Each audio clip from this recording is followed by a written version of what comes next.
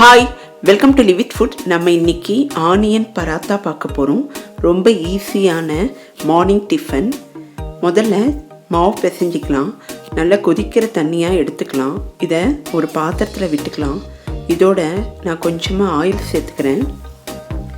இந்த மாதிரி கொதிக்கிற தண்ணியில் நம்ம மாவு பிசைஞ்சோன்னா ரொம்ப சாஃப்டாக இருக்கும். தேவையான அளவு உப்பு போட்டுக்கலாம். இப்போ நான் கோதுமை மாவு எடுத்திருக்கேன். இதையும் நம்ம சேர்த்துக்கலாம்.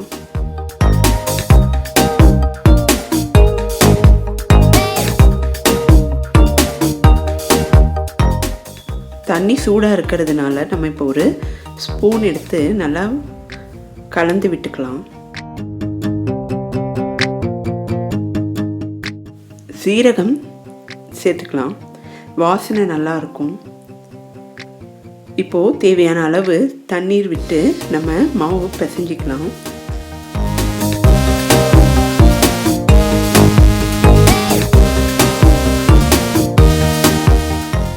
இந்த மாதிரி சுடுதண்ணியில் சப்பாத்தி மாவு பிசையும் போது சாஃப்ட்னஸ் அதிகமாகும். இப்போது வறண்டு போகாமல் இருக்கிறதுக்காக கொஞ்சமாக எண்ணெய் தடவி விட்டு இதை ஒரு 10 நிமிஷம் ஊற வச்சிடலாம்.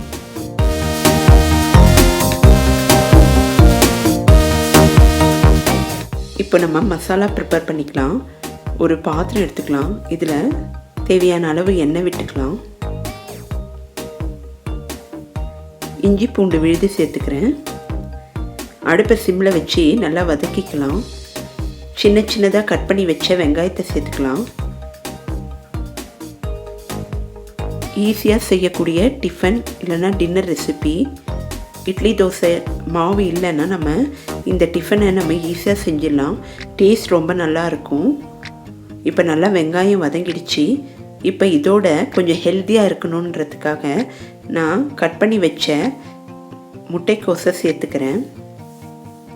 அதையும் சேர்த்து நல்லா வதக்கிடலாம். மஞ்சத்தூள் கொஞ்சம் சேர்த்துக்கலாம். அடுப்பை சிம்லேயே வச்சுக்கலாம். காரத்திற்கு மிளகாய்த்தூள் சேர்த்துக்கலாம். இதோட வீட்டில் தயார் பண்ண கரம் மசாலா பவுடரையும் சேர்த்துக்கலாம். கரம் மசாலா பவுடர் தக்காளி சாஸோட லிங்க்கை டிஸ்கிரிப்ஷனில் கொடுத்துருக்கேன், பார்த்துக்குங்க. இப்போ நல்லா வதங்கியிருக்க வெங்காயம். இந்த டைமில் நம்ம ஹோம்மேடு டொமேட்டோ சாஸ் ஆட் பண்ணிக்கலாம். இது ரொம்ப காரமாகவும் ஸ்வீட்டாகவும் இருக்கும். அதையும் சேர்த்து நல்லா மிக்ஸ் பண்ணிக்கலாம். இப்போ அடுப்பை ஆஃப் பண்ணிடலாம். சாஸ் சேர்த்ததுனால நமக்கு ஈஸியாக உருண்டை மாதிரி பிடிக்க வரும். இப்போ அடுப்பை ஆஃப் பண்ணிவிட்டு கொத்தமல்லியை சேர்த்துக்கலாம். இதுக்கு தொட்டுக்கொள்ள எதுவுமே வேண்டாம். இந்த சப்பாத்தியே ரொம்ப காரசாரமாக நல்லாயிருக்கும். இப்போ நம்ம சப்பாத்தி இட ஆரம்பிக்கலாம். ஒரு ஈஸியான டிஃபன், எளிதில் பண்ணக்கூடியது. இப்போ நம்ம செஞ்சு வச்ச மசாலாவை ஸ்டஃபிங்காக பயன்படுத்த போகிறோம். அதனால் சப்பாத்தி மாவை நம்ம இட ஆரம்பிச்சிடலாம். இப்போ இதோட தேவையான அளவு ஸ்டஃபிங் எடுத்து உள்ளே வச்சுக்கலாம். இந்த மாதிரி உள்ளே வைக்கும்போது நம்ம வடை மாதிரி தட்டி உள்ளே வச்சோன்னா எல்லா இடத்துலையும் சீராக பரவும். கொஞ்சம் தண்ணி இருந்தால் கூடி இந்த மாதிரி மாவை டஸ்ட் பண்ணிவிட்டு நம்ம சப்பாத்தி இட ஆரம்பிக்கலாம். ஸ்டஃபிங் எதுவும் வெளியே வராது. அதனால் தேவையான அளவு நம்ம மாவை டஸ்ட் பண்ணிவிட்டு சப்பாத்தி இட ஆரம்பிச்சிடலாம். இந்த மாதிரி பராத்தா 2 பராத்தா சாப்பிட்டாலே நல்லா ஃபில்லிங்காக இருக்கும். டேஸ்ட் அபாரமாக இருக்கும். நீங்கள் கண்டிப்பாக ட்ரை பண்ணணும்.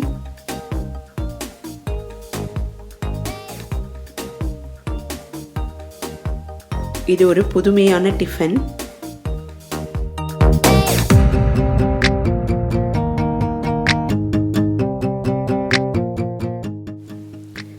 இப்போ நம்ம கல் அடுப்பில் வச்சுருக்கோம். நல்லா சூடாக இருக்குது. இந்த டைமில் நம்ம பரத்தி வச்சுருந்த பராத்தாவை போட்டு எடுத்துடலாம். தேவையான அளவு எண்ணெய் விட்டுக்கலாம். உங்களுக்கு நெய் விருப்பம்னா நெய் சேர்த்துக்கலாம். நல்லா சாஃப்டாகவும் இருக்கும், டேஸ்ட்டாகவும் இருக்கும். மீடியம் ஹீட்லேயே வச்சுக்கலாம் அடுப்பை. அப்போ தான் நல்லா உள்ளேயும் வெந்திருக்கும், நமக்கும் நல்லா சாஃப்டாக இருக்கும் சப்பாத்தி.